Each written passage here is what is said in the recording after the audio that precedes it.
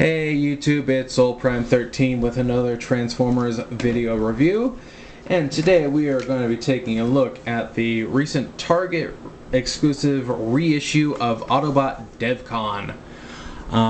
So first we'll take a look at the box here. So despite the fact that I'm 90% sure this is part of their More Than Meets the Eye collection, they did just reuse the regular Legacy Evolution package and not their new black and red packaging.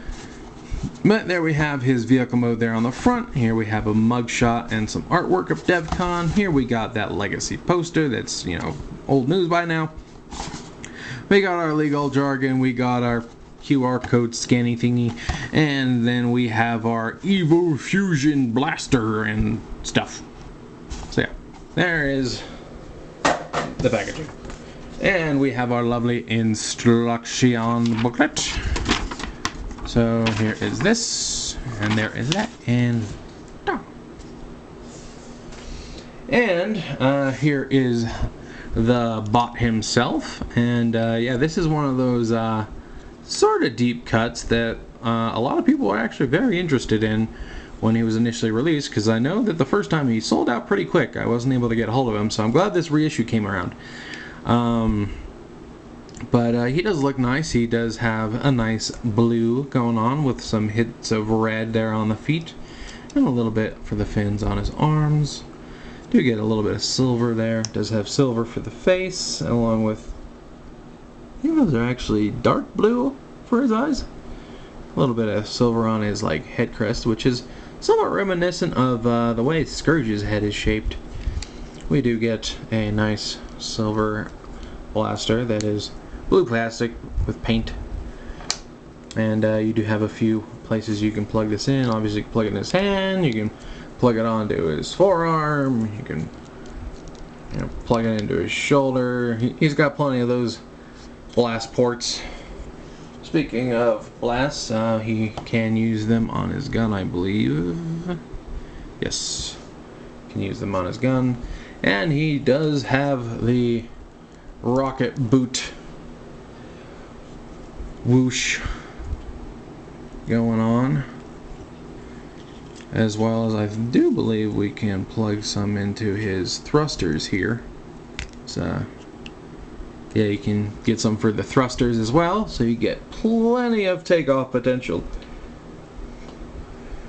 But we'll go ahead and take those off. Oop.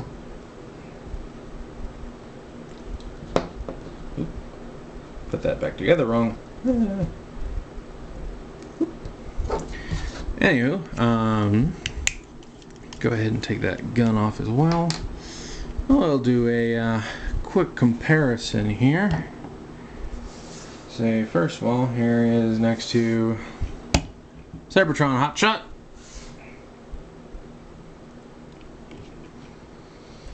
And here he is next to Studio Series Blur.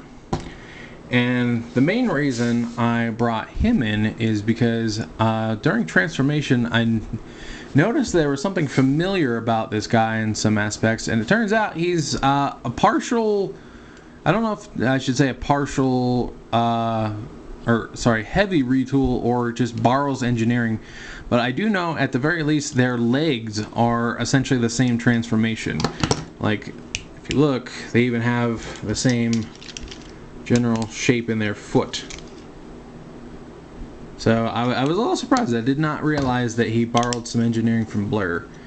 They're still very much different, so I would be more inclined to say it's a very much a borrowed engineering more than anything, but it could potentially be a heavy retool as well.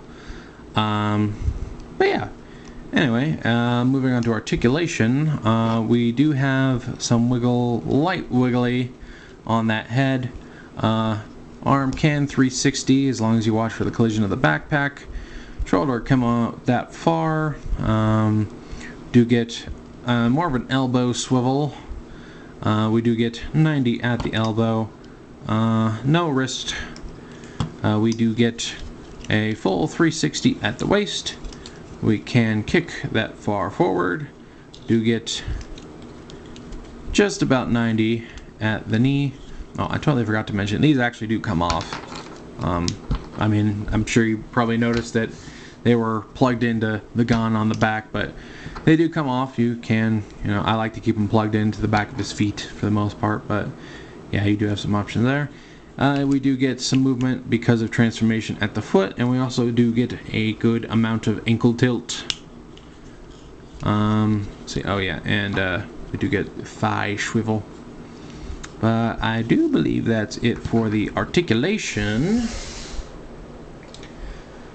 So I think we should go ahead and move on to transformation. So first things first, we want to open up these arms. We rotate these hands around. Actually, I'm looking at it.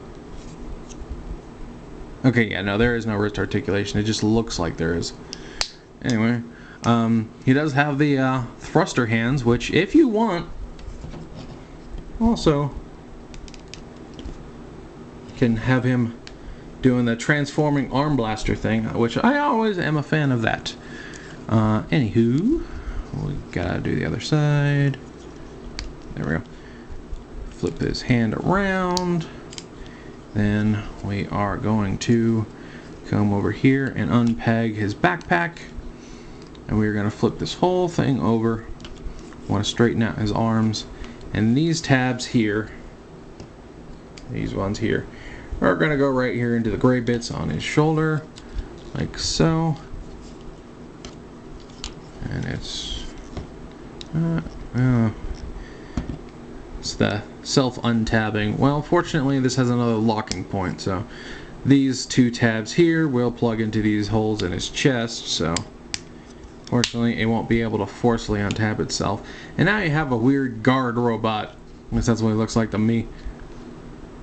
But yeah, anyway, now we want to fold these feet all the way up. All the way up. And we want to come here and open up these shins. And then we are going to fold these up and around like so. Up and around like so. Actually, we do want to kind of get these back here so that these are around the back.